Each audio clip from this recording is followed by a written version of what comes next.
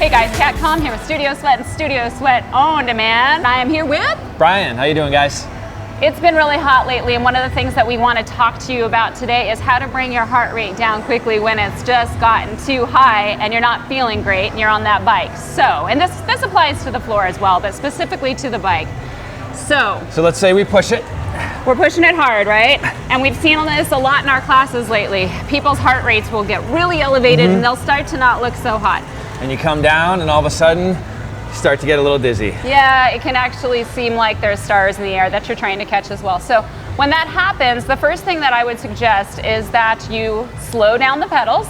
Step number one. Step number two, really start to focus on your out breath to get your heart rate down. So when your heart rate's at its slowest point is at the end of your exhale. So really start focusing on that exhale, moving those legs very slowly, or you can even completely stop. So that's how you're gonna bring your heart rate down the fastest, and that's what'll usually settle down your body the fastest. Yeah. Okay? So I would try that for like a minute, 2 minutes before you start your way back into the class. And if you're not feeling well, you don't need to go back to the class.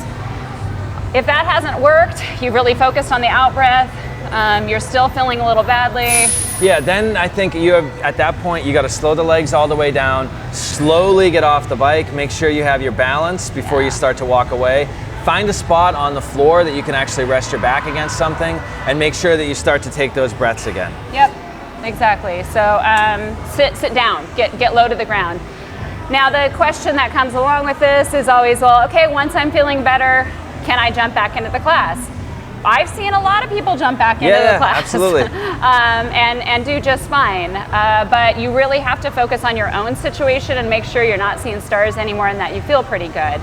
But when you jump back into class, I wouldn't press that gas pedal down. I would kind of ease my way back in, yeah? Yeah, let's say you get on the bike and Kat's leading the class and you're doing Tabata sprints, right? Yeah. So you just got dizzy, you had to get off the bike, you come back in, or maybe you didn't get off the bike, even still. You got a little dizzy, you weren't feeling well. Don't just jump back in and crank it up to a 10 on Tabata sprints. Yeah. Maybe take the first one where you're just pedaling along.